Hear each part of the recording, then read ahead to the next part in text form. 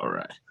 So speaking about, the films that you've been on, can you tell me about A Good Girl's Guide to Murder? Yes, it is directed by Chase Dudley and also produced by Samantha Dudley. And it is, oh my gosh, it's amazing. I mean, it's about, my character is Sarah. She's the mother and the wife in the story.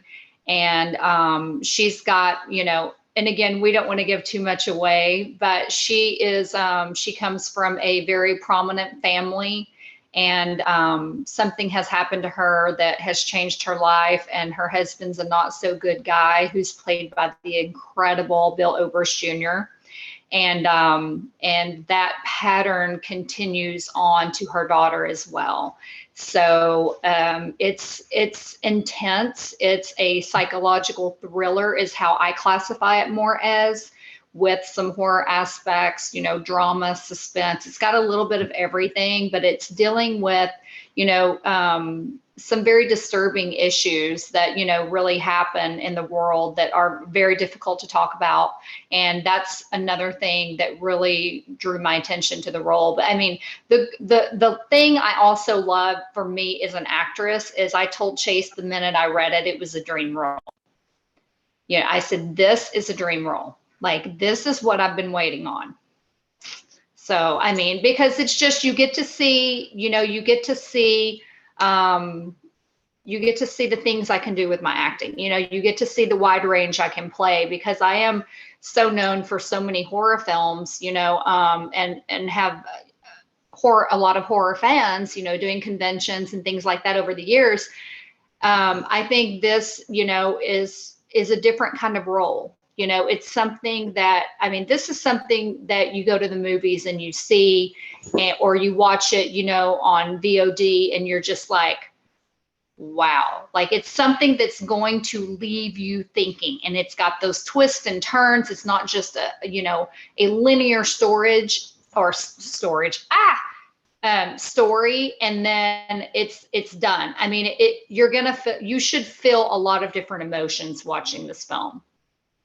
Wow. So speaking of emotions, so it sounds like, your character is going to have a wide range of emotions. Yes. So how do you get into your headspace for an emotional scene, or, whatever scene may be a little bit difficult to pull from? Yeah. And Chase and I have talked about this quite a bit. I'm a very serious actor, like very serious, even if it's playful scenes. I mean, playful scenes I can turn off, I can turn on. If I almost feel like I'm just delivering lines and there's not much I have to evoke emotion wise, I can be friendly. I can joke around on set. Like, I can, come in and out, no problem. This movie is going to be different than that. I've not played an intense role like this in a very long time. And definitely not at this point in my career, have I? So I have to really, she's got a lot of dark moments. She's got a lot of things she's dealing with. She goes to therapy regularly. Those therapy sessions are a big part of the movie. I have to literally go off, put myself, I have to become Sarah, my character, and I have to think about what she's been through, and I have to do whatever it takes to get myself down into that emotion she's feeling. And part of what I do is listen to music. I think a lot of actors I've seen do this. We have our earbuds and we have song playlists, and it's like, okay, I have songs that I know are going to take me to a personal place in my life that was very difficult. They're going to remind me of something. And in our previous interview that we did, and we had technical difficulty because of me, I mentioned the Garth Brooks song, The Dance, reminds me of my senior year. And I'm sorry, my dog's crazy. But my senior year, I lost my closest cousin, right before my 18th birthday. And she was 21 and died very suddenly of an aneurysm. A brain aneurysm. So the song that was her favorite song at that time was The Dance. And so for me, that makes me think about her, but it's the sadness of, like we played that at her funeral. So that's the song that just really puts me in that place where I can evoke tears very easily, you know. And I think a lot of actors identify with music. Like we have those, you know, like if you're going to the gym, you know, you have that music. They're just like, yeah, this is going to get me pumped. I'm going to go get my workout in. And my dog's crazy.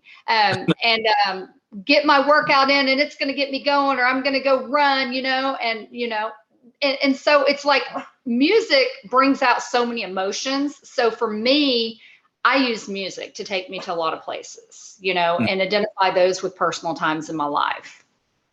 So, and with that, I know we've talked about it before the viewers who, you know, didn't get to listen to that. So, and you pull yourself out of these dark places very quickly. So like, how have you mastered that over the years of you being an actress to be able to turn it on and turn it off? I think you have to. You have to, for your own sanity, for your own emotional health. Like you have to learn to snap out of it. You know, you have to learn, yes, I'm becoming this character, but now it's done, and you have to turn it off. And that's a skill that as an actor, if you don't develop it, I think it can take you down a very dark path. And we know many stories of A-list actors, you know, who have committed suicide or deal with depression or substance abuse. And it's like, you know, they play a very serious, dark role, and it almost like they become part of that role, you know, stays with them. Some of that darkness stays with them. And so I don't think I mentioned this before, but I also have a psychology degree. So for me, I try the best of my life to think what advice I would give someone else with coping mechanisms or working through difficult times. And I think I transitioned some of that into my acting. It's like, okay, Sheri, you're done. You're not Sarah anymore. Now you need to turn off, and you need to be Sheri. You know what I'm saying? So I can snap out of it very quickly. But if I'm filming all day long that are all, you know, these heavier scenes, these darker, disturbing, emotional, you know, sad type scenes, then I have to stay there all day, and I have to kind of keep to myself to stay there, you know, because I really, really have to be in the moment. I want that to project on camera. I want everyone to feel what they're supposed to feel during that time. I don't want them to be checking out, looking at their time, looking at their phone, you know, thinking about other things, scrolling social media. I want them to be in the moment when they watch this. That's a very powerful, it sounds like Sarah is going to be a very powerful character as far as like emotions go, like in the way that you're kind of describing her. Now, is there a relatable experience from reading the script and seeing your role as Sarah? Like, can you see yourself in this character to a degree? I don't know. I guess that's a good question. I think in the way of being a mother, and being the mother of two girls, you know, the protective instinct that, you know, kicks in towards the end of the film versus part of the film, you know, where some things are allowed that shouldn't have been allowed, and why were they allowed? So there are some things I can, and then there are some things I really can't, because, you know, I mean, I'm just a very strong-willed person, and Sarah has, you know, lost herself, I think, during the process because of the man she is with, because of her husband, and has, you know, put on the happy fat face to live a perfect life, or appear that their life is perfect, which I think a lot of women do. I mean, absolutely a lot of women do. You know, you have abused women that, you know, that they do that and they live that way their entire lives, and no one ever knows until maybe later or towards the end, you know, those that are too ashamed because of the abuse. So, you know, I mean, it's just in those ways, I can't, you know, identify with that, because I can't, you know, but on the side of being a protective mother, and I can definitely identify with that. Gotcha. So, I mean, it sounds like there's some women who may see this and may kind of see themselves in Sarah, because, you know, like you said, a lot of women do deal with, you know, trying to act like everything's perfect for, you know, in front of like a camera. that, but really things really dark behind the scene.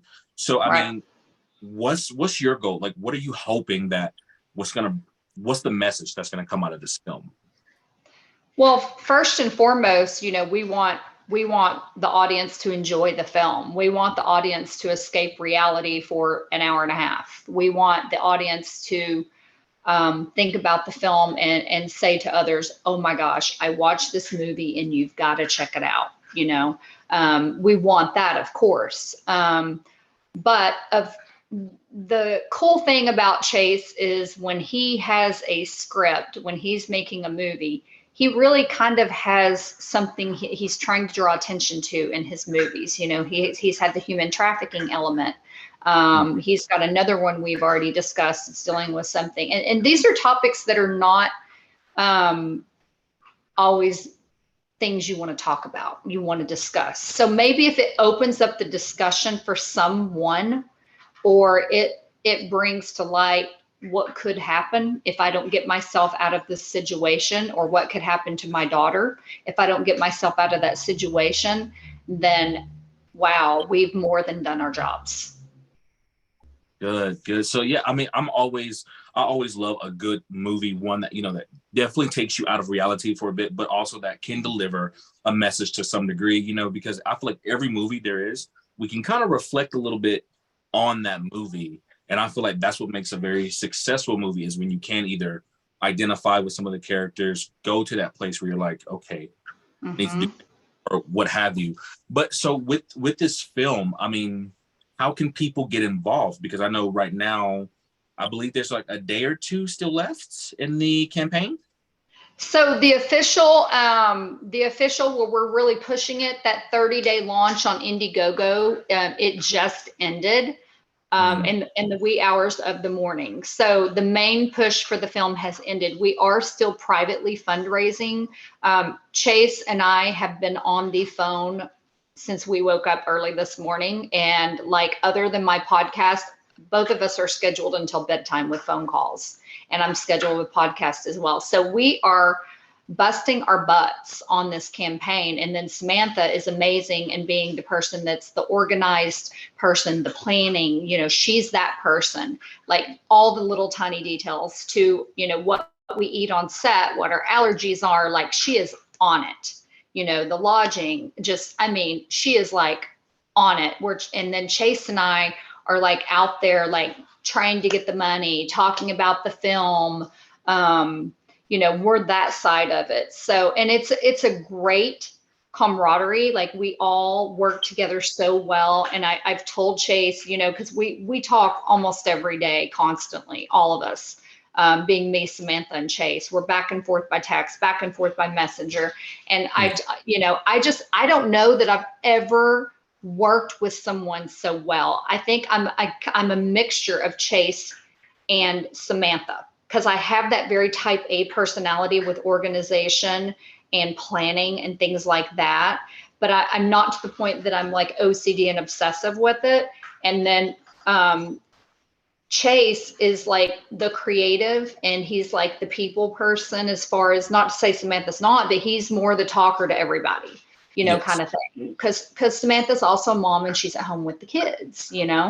So I feel like I'm such a mixture of those, that we all get one another like so well. And even Chase is a joker, and my ex is a comedian, so he makes me laugh. And I like the kind of play back and forth he and Samantha does when we're on the phone and she's in speaker. And I mean, it's a great thing to be a part of. Every day is positive. Every day is thank you for this. And oh my gosh, and we're awesome. And we're working so hard. And we've got all these great people supporting us. And it's been really great. Like, it's a lot of work. Like I said, we work most days from the time we wake up to the time we go to sleep on this campaign.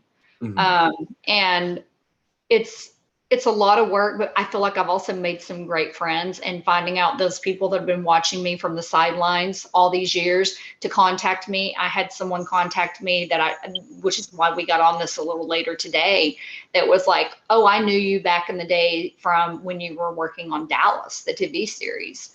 And he was like, "And you worked with so-and-so and you worked with so-and-so back in my starting days, and I was like, how do we know one another, and he was like, and I know you came back to Texas and you take care of your mother and, and you came back to nursing like during COVID, and to just say, look, I want to show you guys the support, because I've seen like the kind of person you are, and I've seen the things you do, and I watched you start to move to LA to come back and do and just to have, I've had so many people do that and just be like, you never know who's watching. You never know who's watching. Be careful what you post on social media. And I've had times I went off, I'm human, but at the same time, I just can't believe how many people like that have reached out. I mean, it definitely feels like, a lot of people are coming together to make this magic happen. So, I mean, I'm excited. So when does filming start? And Sorry, so dog. With the film, how did you find out about your castmates? Like, are you excited to have everybody there? Oh my gosh. So, I am so freaking excited. I cannot even tell you. Like, when I saw the girl playing Lily, which is they're basically three lead characters, me being the mother, Sarah, or wife, Bill Oberst, my husband and the father, and then Ariana Harris is Lily. And this is really following, really kind of following me and Lily. And then you've got Bill in there too, of course, but she is freaking amazing. Like, I mean, I saw her audition tape and I told Chase, he shared it with me, and I said, Chase, this is the best audition tape I have ever seen in my entire career. Like, I've never seen anything like this. I've gone back and watched stars, who are A-listers. I've watched so many audition tapes, like studying for acting classes, like looking for scenes and different things like that. I've gone down a rabbit hole. Ariana Harris killed this audition. And if she brings half of that to this character, this film is going to kick ass. I mean, she is incredible. And then young Lily is Johnny Shandor.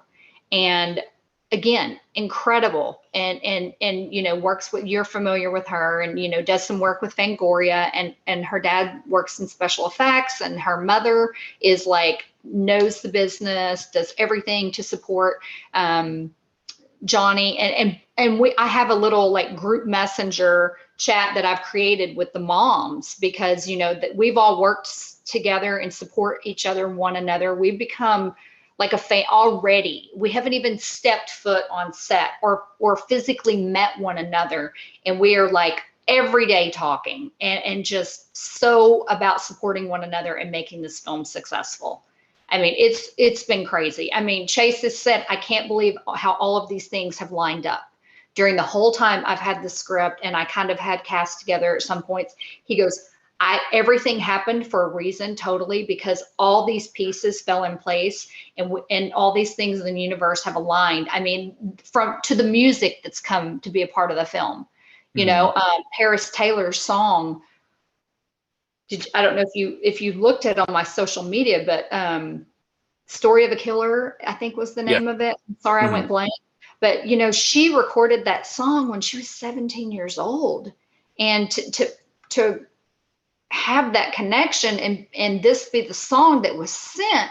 And then I watched the video, because Chase sends me the video because he's excited. We get excited. We send things back and forth.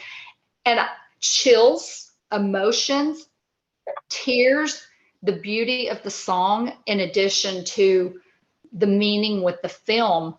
You could not have written a song more perfect for this movie. So every single thing has aligned. And that's why we are so passionate about raising the money. And that's why after, 100 credits that I have, let's say, I came in full force. I was like, I will do everything I can to help make this be the best film it can. And that's why I've been, pushing the fundraiser like I have.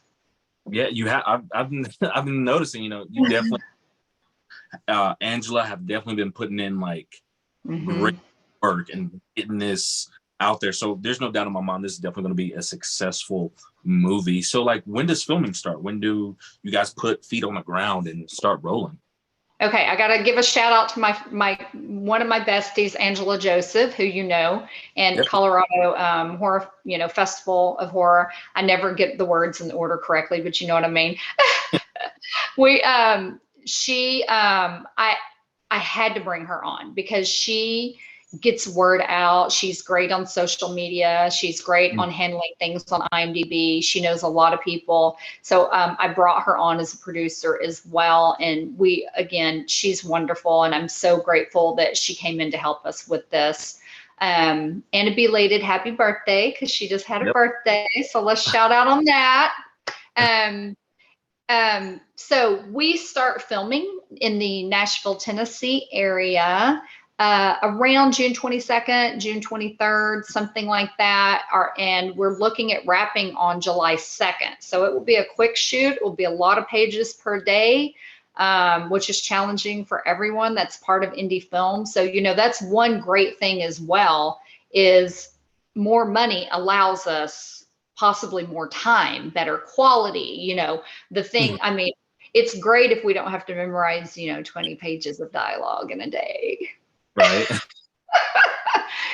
Things like that, or you're not rushed to get a scene, and you got to plan for, a few little bumps in the road too. So it's always great to have a little extra time, let's say. So the more money we have, maybe the more time, but also helping with things in post-production, feeding the cast and crew, things like that. But we're actually filming in Kentucky, and I can't say the name of the town correctly. It's like Cadiz, Cadiz. If I say it wrong, don't kill me, Kentucky people. I'm sorry.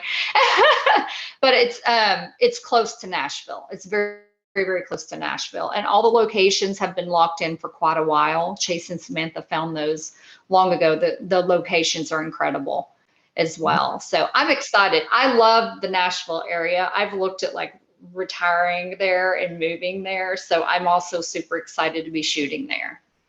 Gotcha. That sounds awesome. Sounds amazing. And it's good summertime, so it's gonna be nice, hot, and humid. But I mean, you're in Texas, so you already know. You're good. You're good to go. Listen, I know hot and humid. I'm glad I'm not in Houston. That's even worse. At least I'm in the Dallas area versus versus that Houston H-Town area. But yeah, we're gonna deal with that, okay, And the thing is too, like Sarah's not the most glamorous role, so I feel like, if it is hot and humid and my hair, like today, it's crazy frizzy curly, and that's what Chase wants, that's cool. Sounds good. So I mean, so if people still want to donate to the film, where can everyone go to still, send donations? Okay, so we still have our Indiegogo out there, for continued donations. We just did a 30-day very intense social media blast. And so right now you can go to Indiegogo and you can, come here, dog. You can go to Indiegogo and you can just go to like the entertainment and film section, and you can find A Good Girl's Guide to Murder. And it's very easy. Or you can go to my social media, which is Sheri Davis. Sheri is one R and an I. My main Facebook page is the page I've been promoting it on the most, not my my acting page. My actor's page, I haven't been promoting it as much. So it's just under my name. I think if you're looking by numbers, it's like Sheri.Davis54. On Facebook. That's been the main area for promoting. That's been the most successful place for Indiegogo campaigns. So that's been the main place that we've really promoted. And then just privately, you can reach out to me. You can reach out to Samantha Dudley. You can reach out to Chase Dudley or Angela Joseph on Facebook is the best thing, through Messenger. And we will get back to you just as soon as we see those messages.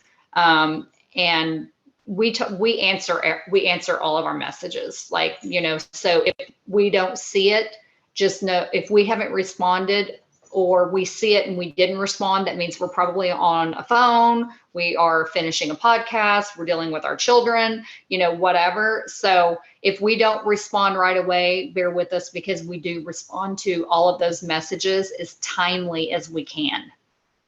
For sure. Awesome. Well, no, I do appreciate your time again. And it was a pleasure, just speaking with you today. So, I mean, looking forward to this movie. Like, anything else you want to say just in closing?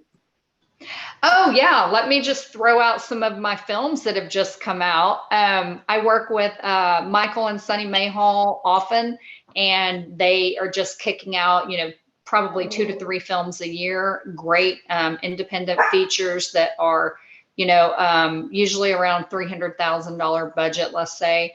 So I've got a couple of films out on pretty much all VOD right now. So I've got Night of the Tommyknockers, starring Richard Grieco. We also have Tom Sizemore in that as well. So I play, my name is Pearl, and I'm one of the brothel girls, and very small supporting role, but I work crew with those guys all the time, and that crew is my family. Like, I love them, love them, love them.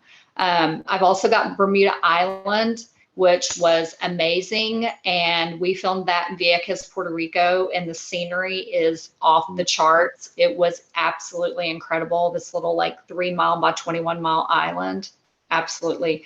Plane crash, and then, you're on an island with creatures, you come to find out. My character in that is probably one of my most fun characters because she's really bitchy and she's a total Karen.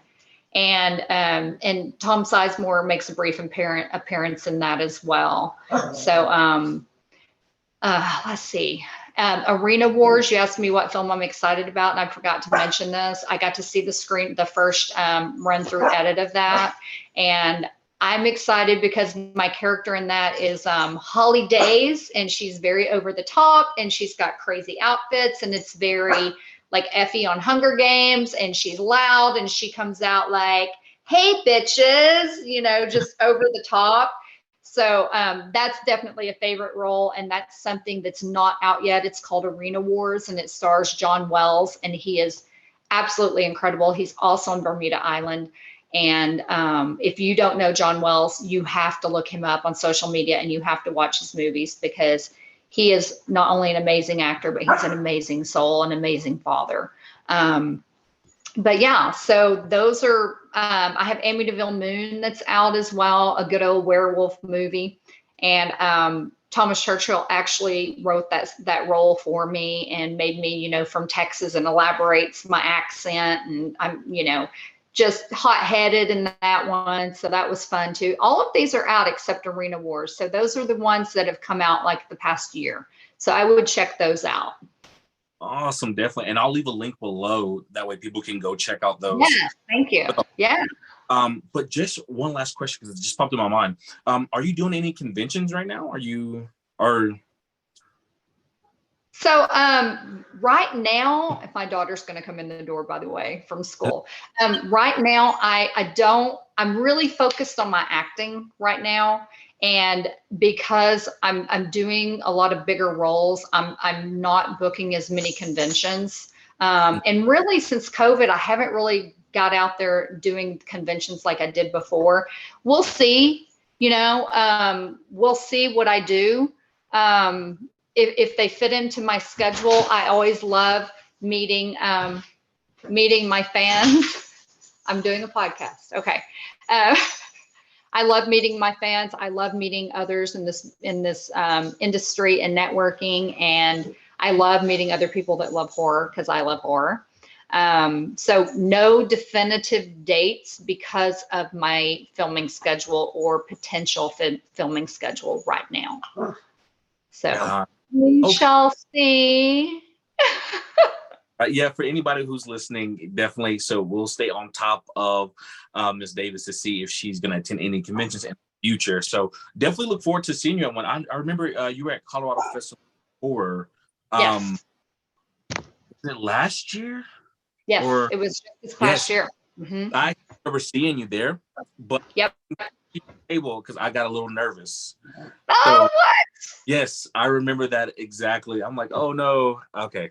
So now this is me like facing my fear, not fear of talking to you, but like just kind of like I was nervous. So Aww. Yes, so this is that. But it was great talking to you, and I to work with you in the future. I know yes. kind of talked a little bit yesterday about it. So hopefully I'll be part of the crew with you guys. So who knows? Awesome. That'd be great. Thank you so much. We had to redo this and we both had things going on. We did it, made it work. Our sound works, our video works. Yes, Yay. yeah. Works. It definitely works. But you have a great rest of your day and we'll talk to you soon. Okay. Thank you. Bye. Bye.